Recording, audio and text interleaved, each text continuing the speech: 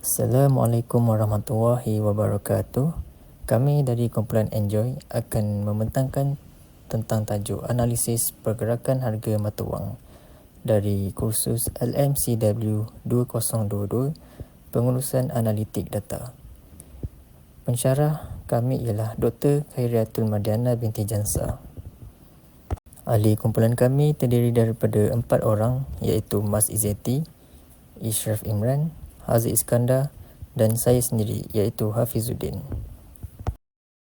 Laporan latar belakang negara. Negara yang pertama iaitu Switzerland. Switzerland mempunyai latar belakang ekonomi yang stabil dan kepelbagaian yang tinggi. Switzerland tidak terlibat secara langsung dalam kesatuan Eropah dan mempunyai hubungan yang kukuh dalam perdagangan antarabangsa dan kerjasama ekonomi. Ianya terkenal dengan sistem kewangan dan perbankan yang kukuh, terutama di bandar-bandar seperti Zurich dan Geneva yang menjadi pusat kewangan antarabangsa. Seterusnya ialah negara Jepun. Jepun mempunyai sektor otomotif dan elektronik berkembang pesat dan syarikat-syarikat seperti Toyota dan Sony menjadi penggerak utama pertumbuhan ekonomi. Seterusnya, penyelidikan dan pembangunan pasaran buruh yang terlatih dan kerjasama erat antara kerajaan dan swasta adalah unsur utama yang mendorong kestabilan ekonomi Jepun. Akhir sekali, keterlibatan aktif dalam perdagangan antarabangsa dan perjanjian perdagangan bebas menjadikan Jepun sebagai peranan utama dalam sektor ekonomi global. Di sini ialah papan pemuka Power BI yang telah kami sediakan pada tempoh hari. Enjoy Company Sendirian Berhad. Papan pemuka ini telah menunjukkan perbandingan pertukaran mata wang antara Swiss franc dan juga Japanese yen terhadap ringgit Malaysia.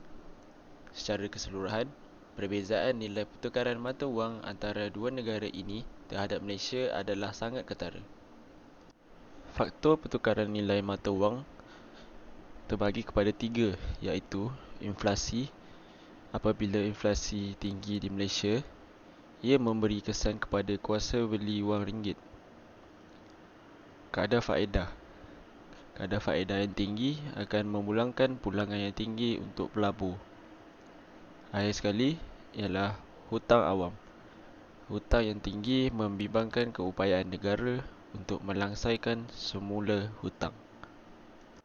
Di papan pemuka Power BI ini, terdapat juga purata nilai Swiss franc dan purata nilai Japan yen pada setiap tahun.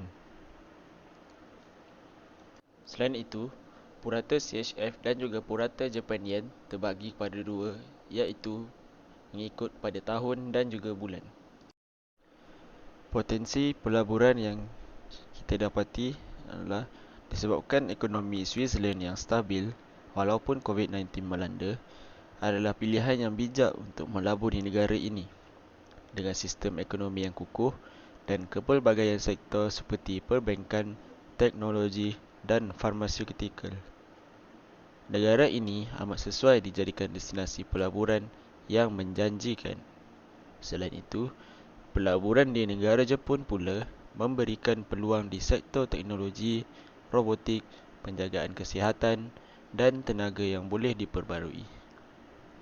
Menuju sebagai negara yang maju, amatlah sesuai bagi pelabur-pelabur negara luar untuk melabur di negara ini, kerana mereka adalah pemain utama dalam perdagangan antarabangsa. Negara ini juga amat sesuai dijadikan destinasi pelaburan yang menjanjikan. Kesimpulan yang boleh didapati daripada data Swiss franc dan juga data Japan yen, pandemik COVID-19 memberikan kesan terhadap ekonomi global. Semua negara turut mengalami penurunan nilai mata wang dan aktiviti ekonomi dijangka pulih secara berperingkat selepas waktu endemik. Kesimpulannya, pandemik COVID-19 memberikan kesan terhadap ekonomi global. Semua negara termasuk Switzerland dan Jepun turut mengalami penurunan nilai mata wang. Tetapi dengan kestabilan ekonomi kedua-dua negara ini, para pelabur tidak takut untuk melabur pada kedua-dua negara ini kerana mereka merupakan destinasi pelaburan yang menjanjikan. Aktiviti ekonomi dijangka pulih secara berperingkat selepas waktu endemik. Sekian, terima kasih.